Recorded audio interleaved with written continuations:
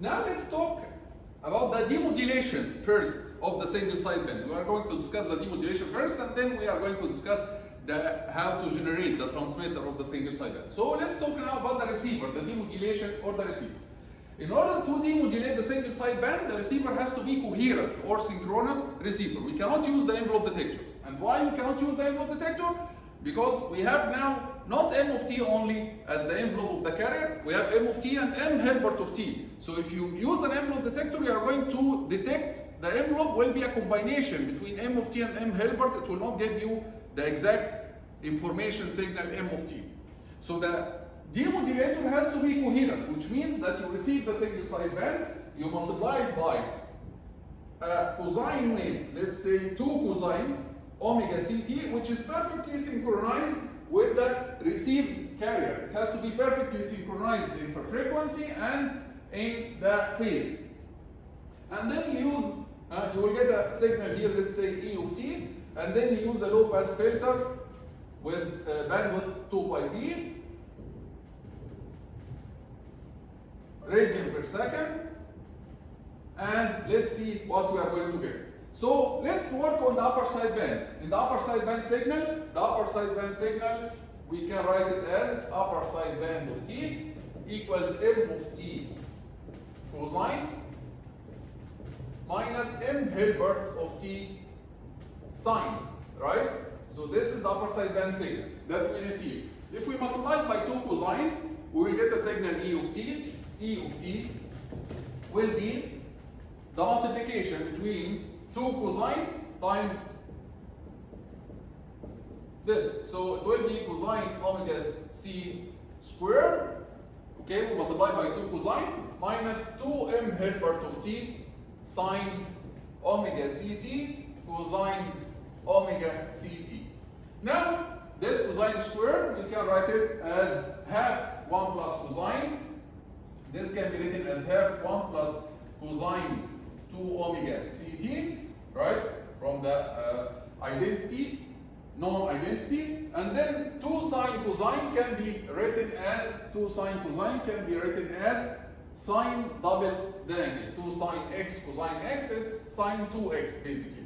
Okay, so 2 sine cosine can be written as sine 2 omega ct. So here, half will cancel with the 2, and what we will get M of t multiplied by 1 plus M of t multiplied by cosine 2 omega ct. And here we are going to get minus M Hilbert of t multiplied by sine 2 omega ct. So this is what we get when we multiply the received signal by 2 cosine omega ct. This is the signal E of t. Let's look at the spectrum of this signal. The spectrum of this signal, you will find that, let's call it E of omega, you will find that the first term is your original signal, your message, M, right? 2 pi b, negative 2 pi b. The other two terms, they are high frequency terms. They are shifted around 2 omega c. So they are shifted at 2 omega c and minus 2 omega c, and whatever their shape, M of t, for example, it will look something like this, and M Hilbert will look something different, and they will add together. I don't care about the shape now, but I know that they will appear at 2 omega c at high frequency. Now if I use a low pass filter, if I use a low pass filter with bandwidth 2 pi b, I will be able to separate only this term, which is what? This is M of omega, right? I will be able to separate after the low pass filter. I will be able to separate only this term, which is equivalent to M of t. So after the low pass filter, I'm going to get only the baseband term. This is the baseband term, and I'm going to remove the high frequency terms.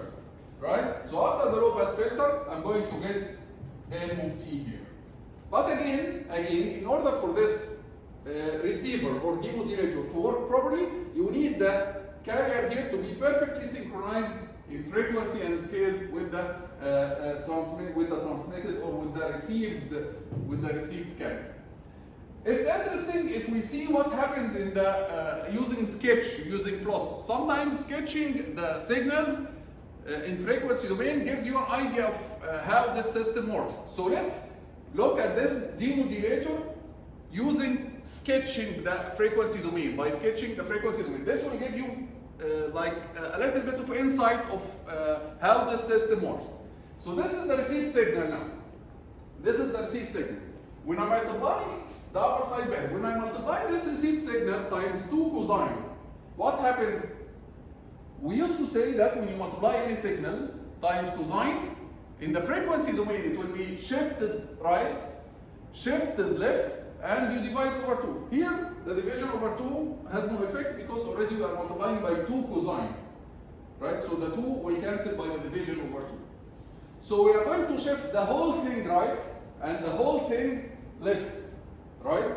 So when we multiply the received signal, this is the received signal. When we multiply by 2 cosine, you are going to shift the whole spectrum to the right by omega c, and the whole spectrum to the left by omega c, in order to get the spectrum of E. So the spectrum of E here, the spectrum of E will look like this.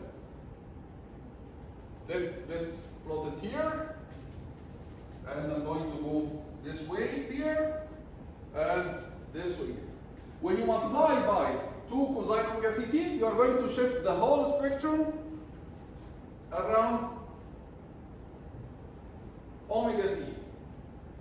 Okay? When you shift around omega c, 0 will become omega c. Omega c will become 2 omega c. So at 2 omega c, you are going to get this part. And minus omega c, when you shift to the right by omega c, minus omega c will become 0. Right? So you are going to get this part. So then we shifted the whole spectrum to the right by omega c. Minus omega c became 0, 0 became omega c became 2 omega c. Now, we are going to shift the whole spectrum to the left. When we shift the whole spectrum to the left by, again, omega c, so what will happen? 0 will become minus omega c. Minus omega c will become minus 2 omega c. So this part will come here at minus 2 omega c. And this omega c will come at 0. This omega c, this part, when you shift left by omega c will become 0. So this part will come here. Right? So now, when you shifted right, this is the black one. When you shifted the whole spectrum right, you get this half. When you shifted the whole spectrum to the left, you got the blue half, right?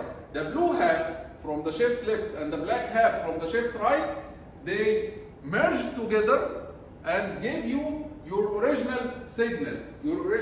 So now, of course, I'm not plotting it exactly, but it should be something like this, let's say, and this should be something like this. So now when you use a low pass filter, so this is E of omega. When you use a low pass filter, what you will get? You will get your original signal, right?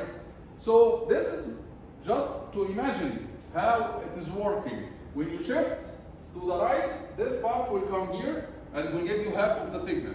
And then when you shift to the left, this part will come here and will give you the other half. They will stick together to give you the original signal. That's why if there is any mismatch in frequency, this part and this part will not come exactly at the border together. Either they will overlap, either this part and this part. If there is a mismatch in frequency between the received frequency and the frequency of the carrier that you use at the receiver, either they will overlap or they will be something like this. Either they will come, this part will come here and the other part will come here, or they will overlap, which means that this part will come here and the other part will come here, and they will start to add together, giving you a strange shape and something like this. Okay? So there must be a perfect matching between the frequency of the carrier that you use at the receiver and the received carrier. Otherwise there will be something strange that will happen and it will not give you the original signal that you should receive. We'll stop here, and next video we are going to discuss how to generate the single sideband.